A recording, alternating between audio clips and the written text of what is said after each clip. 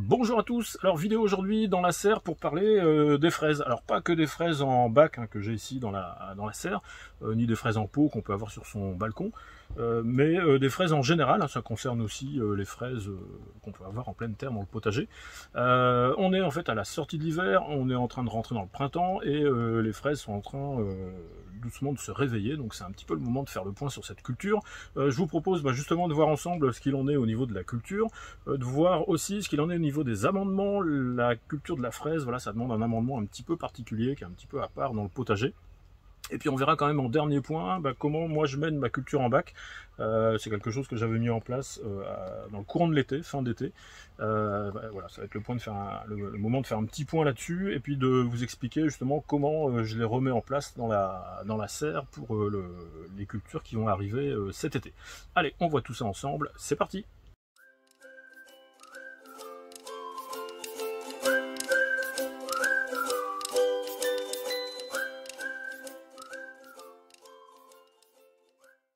Alors on commence avec la culture de la fraise. La culture de la fraise, elle a une petite particularité, c'est que c'est une vivace, c'est une plante généralement qu'on va laisser au même endroit dans le potager pendant plusieurs années, généralement c'est 3 ans, puis après on rechange les plants. On les met plutôt en place en fin d'été, d'automne, courant d'automne pour avoir une récolte la saison d'après. Pendant l'hiver, elles vont rentrer en dormance, les plants vont presque disparaître, il va rester voilà, quelques feuilles vertes qui vont rester en place, et à la sortie de l'hiver, au début du printemps, alors ça reste variable, moi ici c'est assez tôt parce que je suis dans la serre, il fait chaud, il y a un paillage plastique noir qui fait que les bacs chauffent, donc la levée de dormance va être plus ou moins précoce dans la saison suivant vos configurations, et voilà, à un moment elles vont se réveiller, au moment où justement les plants se remettent à refaire de la feuille, il y a quelques petites actions à mettre en place pour s'assurer d'avoir une bonne production de fraises pour le reste de l'année. Alors moi dans mon cas, avec ma culture en bac, je vais commencer par décrocher tous mes bacs et aller tout déposer dehors sur une table. Ça va être plus facile de faire ces opérations de nettoyage sur les plants. Et ensuite, le travail va être assez simple. En fait, il va consister à enlever toutes les anciennes feuilles qui sont complètement mortes ou complètement sèches. D'enlever aussi toutes les anciennes feuilles qui pourraient avoir des marques quelconques de moisissure. Voilà, tout ce qui est plutôt ancien, vous le retirez. Suivant le niveau de réveil de vos plants, vous avez déjà des jeunes pousses vertes qui commencent à apparaître, et suivant après la catégorie de plants, si c'est des plants qui sont non remontants ou remontants, vous avez aussi une quantité de fleurs qui commencent à apparaître en formation. Alors sur les plants qui sont non remontants, qui vont donner en début de saison, il y a beaucoup de fleurs, on retrouve une dizaine ou une vingtaine de fleurs qui sont déjà en formation et qui sont prêts du coup à faire des fraises. Alors on en profite aussi pour changer ces plants. Il y a une partie des plants qui n'auront forcément pas passé l'hiver, ce qui est normal. Le fraisier, il y a un truc qu'il n'aime pas du tout, c'est l'humidité. Et il y a l'humidité elle est très présente pendant l'hiver, et il y a des plants qui ne supportent pas et qui passent pas l'hiver. Du coup, on remplace aussi les plants manquants. Dans mon cas, j'en ai pas perdu tant que ça. Voilà, j'ai un bac où il y a eu pas mal de pertes, un autre bac où il n'y a pas eu de pertes. Voilà, il y a eu un peu de tout. J'avais fait quelques plants en rab, donc je vais en profiter pour boucher les trous. Vous pouvez en début de printemps boucher tous les trous manquants avec ce qu'on appelle des plants remontants. C'est tous les plants qui vont donner plutôt en été. Et par contre tous les plants qu'on appelle non remontants, qui donnent en début de saison, si vous les mettez en place maintenant, voilà, normalement c'est un petit peu trop tard. Au niveau des problèmes sur la culture, les classiques sur la culture de fraises, ça va être les moisissures type botrytis qu'on peut retrouver, qui vont attaquer les fruits, les feuilles, les plants en entier, principalement liés à l'humidité. Alors moi j'en ai eu un petit peu dans la serre pendant l'hiver. La solution pour ça, en tout cas quand on est en serre, c'est de ventiler les serres, même l'hiver, justement pour ça, pour toutes ces cultures qui n'aiment pas l'humidité chaude de la serre, qui va quand même chauffer en hiver. Et autrement en extérieur, il n'y a pas grand chose à faire. Il faut essayer d'avoir des parcelles qui soient pas trop humides, et si possible faire en extérieur si votre sol est vraiment trop humide, faire des cultures sur butte un petit peu rehaussées pour que justement les pieds passent bien l'hiver. Un autre problème que j'ai rencontré, moi, c'était des alérodes. Les alérodes, c'est des petites mouches blanches, toutes petites, hein, qu'on rencontre pas que sur les fraises, on en trouve un petit peu partout, puis il y a plusieurs variétés. Là, il y a un traitement qui est assez simple, c'est les traitements au savon noir. Le savon noir, c'est un insecticide qui est pas très sélectif, donc voilà, faut l'utiliser, mais par contre qui est très efficace, en particulier sur des petits insectes volants comme les alérodes. Voilà, donc à utiliser avec modération, parce que ça va pas tuer que les alérodes, ça va tuer aussi plein d'autres insectes ou plein d'autres bestioles dont on aurait potentiellement besoin. Mais voilà, au pulvé, savon noir avec un petit peu d'eau en ciblant que les zones qui sont touchées, voilà, c'est assez efficace et il n'y a pas trop de risques pour le reste des insectes du potager. Alors on va voir maintenant ce qui concerne les engrais, les amendements pour la culture de la fraise. La particularité de la culture de la fraise, c'est que la culture va rester en place un petit bout de temps et elle va épuiser le sol là où elle se trouve et il va bien falloir la nourrir. Alors encore plus quand on est sur de la culture comme ça en bac ou en pot, où voilà, il n'y a pas beaucoup de substrat, donc le substrat a tendance à s'épuiser. Donc il va falloir amener des engrais ou des amendements. Alors quand on est en plein sol avec un paillage naturel, on peut mettre des amendements type fumier, compost, voilà.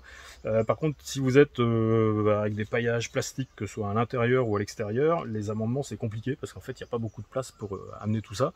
Donc le plus simple en fait c'est d'avoir recours à des engrais organiques qu'on trouve dans le commerce. Et du coup ça permet en plus de bien les doser. Je vous montre tout ça.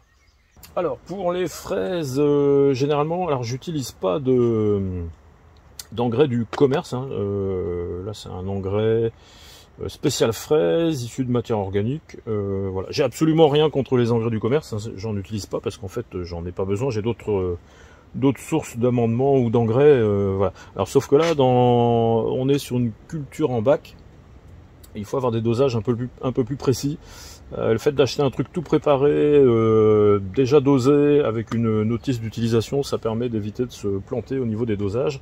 Ça c'est un engrais du coup spécial fraisier et fruits rouges avec un NPK de 2,7,14, c'est le K qui nous intéresse, le 14 du K, avec de la potasse, enfin du potassium, je pense que c'est comme... il précise pas, oxyde de potassium tout court. Donc voilà, c'est surtout ça qui est intéressant. Le reste aussi, potasse et azote, on aura besoin, mais il n'y a vraiment pas beaucoup d'azote. Et alors, donc l'avantage, c'est que je vais pouvoir le doser. Je vous montre un petit peu comment c'est fait au niveau de la notice. Il n'y a rien de plus simple. Vous avez ici un petit tableau. Là, on est dans les fraisiers, en entretien. On est à 40 grammes par mètre carré. Et il nous précise ici que pour eux, dans un mètre carré, il y a 4 à 6 plants. Donc si on compte 4, ça fait à peu près 10 grammes par plan en entretien. Voilà, moi je vais pas prendre trop de risques, je vais me mettre plutôt à 8 grammes. 8 grammes, attendez que non, même moins, je vais me mettre à 5 grammes par plan. Dans mon calcul, voilà, vaut mieux sous-doser un peu. Si vous sous-dosez en engrais, dans un bac, vous aurez des résultats un petit peu moins bons que ce que vous auriez pu espérer. Mais par contre, si vous surdosez, ça peut devenir plus compliqué. Donc autant sous-doser. On pourra toujours corriger en cours de saison. Ça, c'est quelque chose qu'on peut amener plusieurs fois dans la saison. Donc on va mesurer tout ça. Alors, on a dit quoi? On a dit 5 grammes. On a dit 5 grammes. Hop, c'est comme ça. Vous voyez, c'est super pratique. C'est des petites billes. Enfin, des petites billes. C'est des espèces de petits granulés. Ça va être facile à doser et à mesurer. Toc. Un petit ramequin. Je ne sais pas si ça va être suffisant. 5 grammes, ça fait, il y a 500 grammes là-dedans, 1 centième. On va pas faire beaucoup, 5 grammes.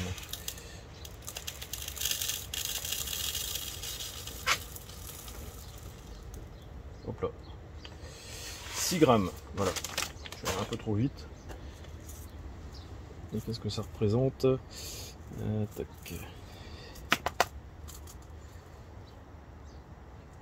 Vous voyez, 6 grammes, je suis à peu près en dessous. Hop, pas là, mais voilà, je suis un petit peu en dessous du 10. Donc il faut que je mette théoriquement ça par plan. Voilà, ça donne une bonne idée. En me mettant un petit peu en dessous du 10 à chaque fois. Alors on va voir maintenant toute la partie spécifique à la fraiseraie suspendue là que j'ai moi spécifiquement dans ma serre. Une fois que tout est bien remis en état, qu'on a fait le ménage, voilà, et que les plants sont prêts à donner de belles fraises, voilà, il faut les remettre dans la serre. Le truc c'est qu'on va avoir rapidement, dans quelques mois, dans un mois et demi, les premières cultures d'été qui vont commencer à se mettre en place. Et c'est pas forcément toujours compatible avec ce type de culture. Alors moi ça va être assez simple en fait. Auparavant j'avais les bacs qui étaient de deux côtés. Là j'ai tout passé du même côté, j'ai rajouté des fils en plus pour pouvoir continuer à attacher la structure un petit peu plus loin. Et je vais me retrouver avec toutes mes tomates de ce côté-là. Les tomates sont pas vraiment compatibles avec la culture des fraises, tout simplement parce que la culture de tomates elle va monter très haut, et aussi parce que la culture de fraises va avoir tendance, quand on va l'arroser, à dégouliner, et si vous faites dégouliner de l'eau par le dessus de votre tomate, voilà, c'est un coup à rendre clairement avoir du mildiou ou d'autres maladies dans vos tomates à cause de la culture de fraises. Donc voilà, on sépare les deux, et là en dessous je vais pouvoir mettre tout ce qui est aubergine, tout ce qui est poivron, piment. Voilà, tout ce qui craint moins d'avoir un petit peu d'eau par le dessus. Alors faut pas non plus les arroser complètement sur le feuillage, mais ce sera pas le cas. Mais voilà, en tout cas ce sera plus compatible au niveau de la hauteur et au niveau des conditions d'arrosage qui sont propres à la fraiserie. Alors une autre chose à laquelle il faut faire attention quand on remet les bacs en place, c'est qu'on va avoir en fait deux périodes de récolte. Vous allez avoir la récolte de ramassage avec les plants qui sont non remontants, qui vont donner en début de saison, là, je ne sais pas dire dans un mois, mais voilà, on commence à voir les premières fraises qui commencent à grossir, donc ça devrait arriver assez vite si on ne se prend pas un gros coup de froid. Donc l'idée, voilà, c'est de mettre ces premiers plants qui sont non remontants de ce côté-là, et les plants qui sont remontants, de les mettre plutôt derrière. Ceux-là vont donner plutôt cet été, le deuxième rang. Il est moins accessible. Ce que je ferai, c'est quand le premier rang aura fini de donner, je repermuterai mes bacs, ce sera plus simple comme ça. Une chose à laquelle il faut faire attention aussi, si vous avez un système qui est comme le mien, avec un paillage comme ça, il y a un sens en fait sur le paillage, et il faut mettre les bacs dans le bon sens pour que le paillage soit accessible, pour pouvoir passer en fait, pour pouvoir accéder au substrat par en dessous. Dans mon cas, voilà, si je les retourne, c'est compliqué, je me retrouve à être vraiment coincé pour les arrosages. Donc voilà, il faut quand même juste faire attention à ça. Et puis penser à arroser régulièrement. Alors avec le système du paillage plastique, même si on est en serre, même s'il fait chaud dans la serre, moi je suis en Bretagne, mais on a quand même régulièrement 30-35 dans la serre, sans problème. Il y a une évaporation qui est importante. Le fait de pailler comme ça avec un plastique, ça limite énormément l'évaporation. Donc il y a quand même besoin d'arroser, mais voilà, c'est pas une contrainte, on n'est pas obligé d'arroser 2 fois par jour. L'été dernier, fin d'été dernier, j'étais à un arrosage ou 2 par semaine, donc c'était tout à fait gérable. Bon, et bien voilà, alors j'ai fait tout ce qu'il fallait pour avoir de belles fraises cette année. Vous pourrez suivre ça avec moi tout au long des vidéos, parce qu'on peut pas trop les louper, mes bacs à fraises dans la serre. J'espère avoir des fraises rapidement, ça devrait pas trop tarder. Voilà, j'espère que vous avez appris quelques bricoles. Je vous remercie d'avoir suivi la vidéo, et puis je vous dis à la prochaine. Bye bye!